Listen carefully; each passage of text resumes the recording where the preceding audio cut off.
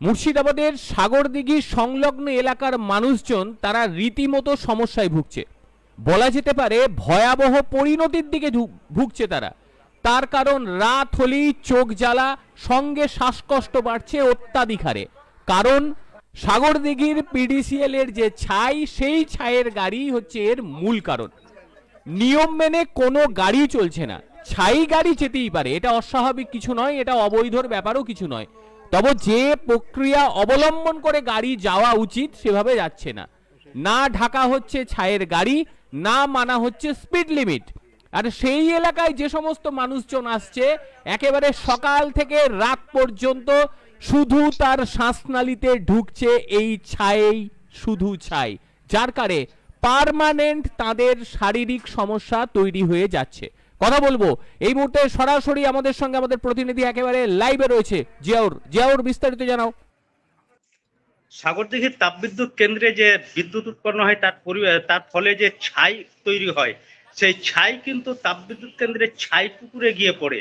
সেই ছাই পুকুর থেকে সেই ছাইগুলো কিন্তু এই লরি ভর্তি করে, অর্থাৎ ডাম্পার, এইসব লরি ভর্তি করে কিন্তু সেগুলো বাইরে নিয়ে যাওয়া হয়।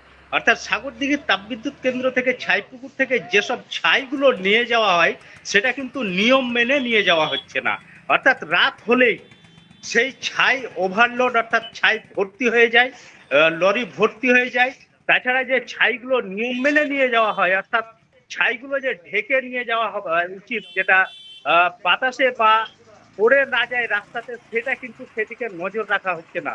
অর্থাৎ সেই ছাইগুলো কিন্তু রাস্তায় পড়তে যাচ্ছে। তার ফলে কিন্তু ব্যাপক যে ধুলো, ছাইয়ের যে ছাই শুকিয়ে যে ধুলো হচ্ছে, অর্থাৎ সেই ছাইগুলো কিন্তু ঘরে ঘরে ঢুকে যাচ্ছে। অর্থাৎ সকাল হলেই যেমন যেমন তাপ হচ্ছে রোদের, সেই ছাই কিন্তু উড়ে তাদের খাবারে এবং শ্বাসনালীতে যাচ্ছে। ফলে অনেক লোক। এর মধ্যে একটা কথা তোমাকে জিজ্ঞেস করব, এই যে ছাইয়ের রুট, একটা রুট দিয়ে তো যাচ্ছে, সেই এলাকার সাধারণ মানুষজনও রয়েছে, তাদের ঠিক কি বক্তব্য, তারা কি বলছে? এই ছাই পুকুর থেকে বেশিরভাগ ছাইগুলো যাচ্ছে কিন্তু রঘুনাথগঞ্জ থানা হয়ে, এবং তাদের বক্তব্য হচ্ছে যে এই ছাইয়ের সঙ্গে জড়িত আছে শাসক দল। অর্থাৎ যে ছাইগুলো বিনা পয়সায় পাওয়া উচিত, অর্থাৎ সামান্য টাকা দিয়ে দেওয়া উচিত, কিন্তু সেই ছাই মোটা টাকাতে বিক্রি করা হচ্ছে, এমনটাই অভিযোগ আসছে স্থানীয়দের তরফ থেকে। এবং বিজেপিও অভিযোগ করেছে যে এর সঙ্গে জড়িত কিন্তু শাসক দলের নেতা কর্মীরা যুক্ত আছে এবং ভাবে যুক্ত আছে, এরকম অভিযোগ কিন্তু বিজেপিও করছে। যে সাধারণ মানুষ থেকে শুরু করে শাসক দল, তারা কি বলছে সেটা শুনবো, তুমি সঙ্গে থাকো।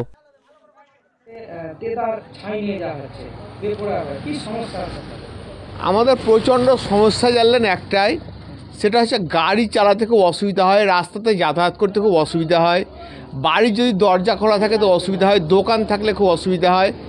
আমার দোকান আছে জানলেন, দোকানে যে অসুবিধা যেটা বলার নয়, মানে ছাই উড়ে যাওয়ার ফলে আমার দোকান ঢেকে রাখতে হয় মালজাল, প্রত্যেক দিন আমাদেরকে মাল করতে হয়।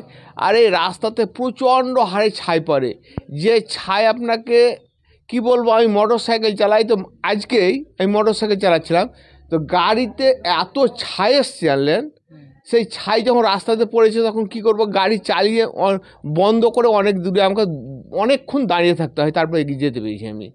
তো এরকম সমস্যা জানলে আমাদের প্রচণ্ড হয়, মানুষ যাতায়াত করতে প্রচণ্ড অসুবিধা হয়। কিন্তু এখন কী করব, প্রশাসনের আইন জানলে মেনে নিতে হচ্ছে। এখন প্রশাসন যে কী ভালো বুঝছে কী মন্দ বুঝছে জানি না।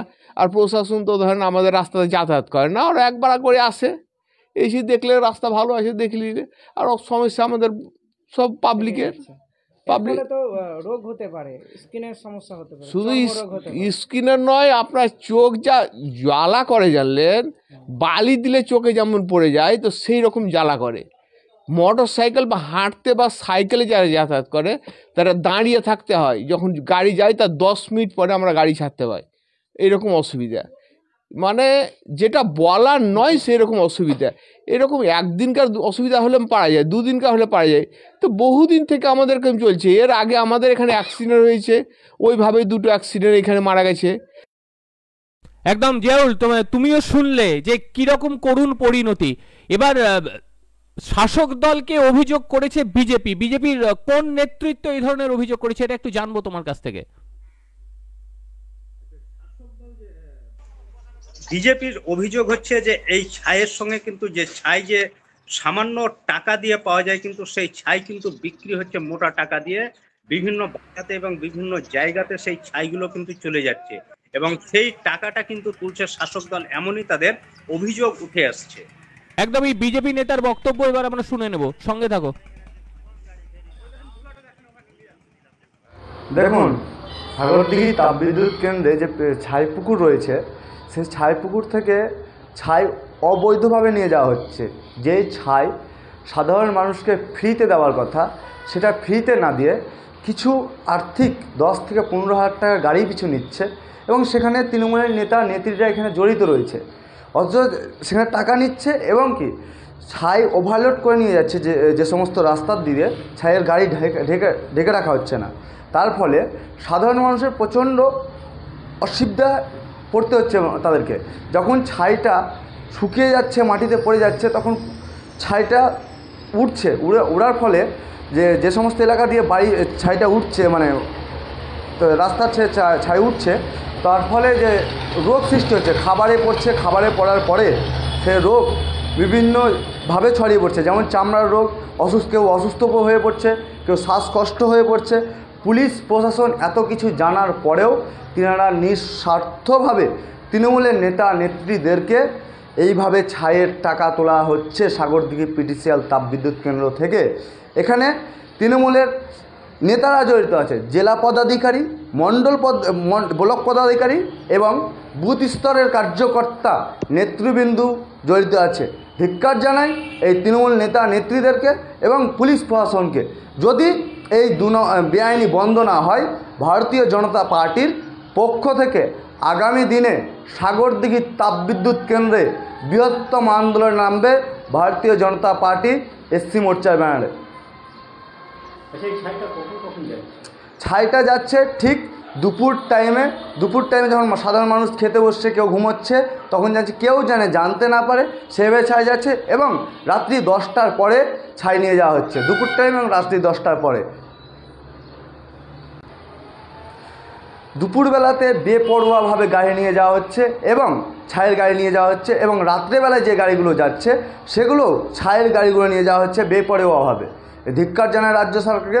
অতি শীঘ্রই সাগরদিঘি পুলিশ প্রশাসনকে অনুরোধ করছি, যদি এই ছাই বেআইনি বন্ধ না হয়, আমরা সাগরদিঘি তাপবিদ্যুৎ কেন্দ্র এবং পুলিশ সাগরদিঘি থানাতে আমরা বৃহত্তম আন্দোলনে নামব।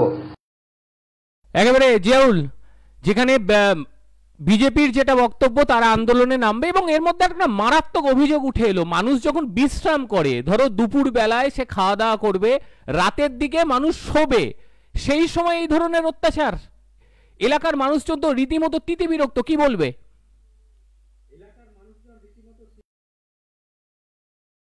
এর আগেও আন্দোলন করেছে, অর্থাৎ রাস্তা অবরোধ করে তারা বিক্ষোভ দেখিয়েছে এবং এই মুহূর্তে দেখা যাচ্ছে বিক্ষোভ দেখার পরেও কিছুদিন কিন্তু এই বন্ধ ছিল, ছাই নিয়ে যাওয়া বন্ধ ছিল, অর্থাৎ ঢেকে নিয়ে যেত এবং গাড়ির যে বেপরোয়া সেটাও কন্ট্রোলে ছিল। কিন্তু আবার বেশ কিছুদিন ধরে, অর্থাৎ মানুষ যে টাইমে, অর্থাৎ দুপুর বেলাতে যে টাইমে বিশ্রাম করবে, সেই সময় কিন্তু লাইন ধরে লরি এবং ছাই যাচ্ছে এবং ঠিক রাত 10টার পর থেকে কিন্তু এই পরিস্থিতি একই রকম হয়ে যাচ্ছে এবং রাত 10টার পর থেকে যেটা আমরা দেখলাম যে রাস্তায় যাতায়াতের পরিস্থিতি, যাতায়াত করার জন্য রীতিমতো ঝুঁকিপূর্ণ, অর্থাৎ যে বেপরোয়া ভাবে যেগুলো যাচ্ছে, ছাই যাচ্ছে, সেগুলো কিন্তু একটাও কিন্তু ঢাকা নেই, অর্থাৎ যে ঢেকে নিয়ে যাওয়ার নিয়ম সেটাও কিন্তু নেই। তাছাড়া যে রাস্তাতে একদমই, মানে এটাই কিন্তু আমাদের সবচেয়ে বড় প্রশ্ন। ছাই যাওয়াটা কোনো রকম অপরাধ নয়, কারণ ছাই তো যেতেই হবে, না তো ফুল হয়ে যাবে জায়গাটা।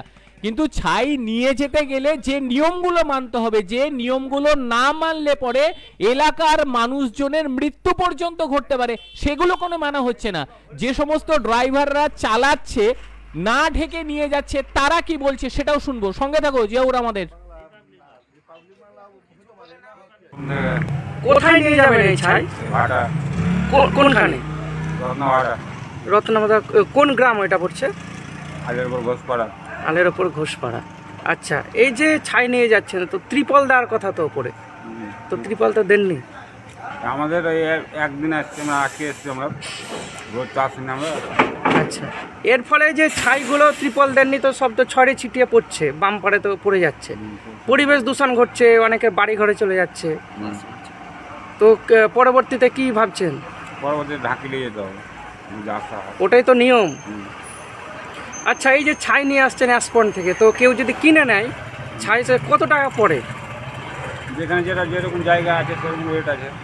আচ্ছা, এই যে আলের ওপরে নিয়ে যাবে, তো আলের ওপরে কত টাকা পড়বে?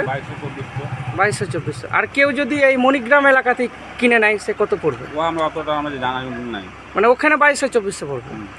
আচ্ছা, আরো দূরে গেলে ওপার গেলে ধরুন 3000 3500। এক পয়েন্টে 200 টাকা করে লাগে। অ্যাসপন্ডে 200 করে লাগে। আচ্ছা আচ্ছা, আপনার নাম? নাগপুর মন্ডল। হ্যাঁ, পুরো বিষয় তুমি শুনলে যে তারাও বা কি বলছে। তারা নিজেও স্বীকার করছে যে একটা দিন এসেছে। এইভাবে একটা দিন করে কিন্তু ড্রাইভাররা যদি প্রতিদিনই আসতে থাকে, মানুষের কি দুর্দশা হতে পারে। তোমায় একটা জিনিস আমি জিজ্ঞেস করব, এই বিষয় নিয়ে কি তারা প্রশাসনকে জানিয়েছিল? জিয়াউর,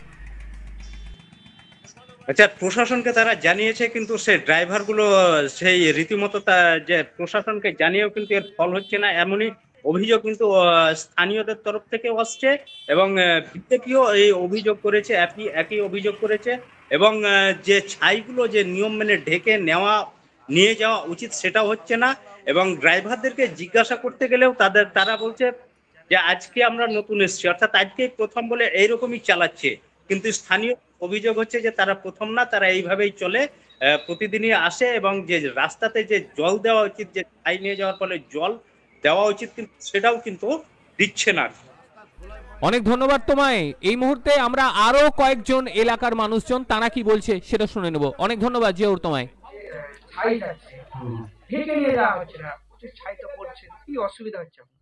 অসুবিধা বলতে দেখুন, আমাদের এখানে এটা তো দীর্ঘদিনের সমস্যা।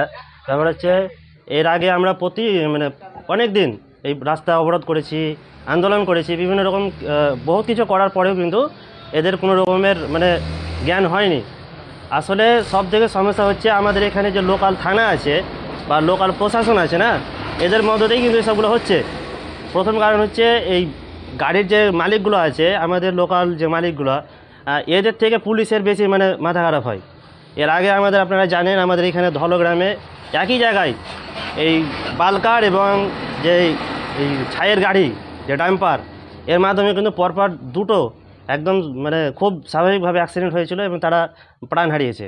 তারপরে কিন্তু আমরা একটা আন্দোলন করি, আমরা এলাকাবাসী বিভিন্ন রকম একটা করার পরে প্রশাসন আমাদেরকে কথা দেয় যে সকাল 7টা থেকে এবং রাত্রি 8টা পর্যন্ত কোনো গাড়ি চলবে না, বড় গাড়ি আর কি, আপনার বালকার এবং ডাম্পার।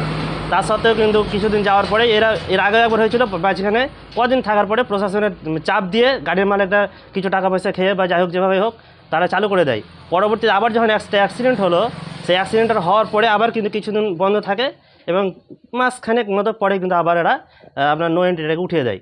এবং এই নো এন্ট্রি ওঠার পরে কিন্তু একদম বেপরোয়াভাবে এবার যে ছাইগুলো যায়, সেই ছাইয়ের যে ডাম্পারগুলোতে যে আমরা তিরপলগুলো দিতে হয় সেগুলো তো টোটালেই দেয় না।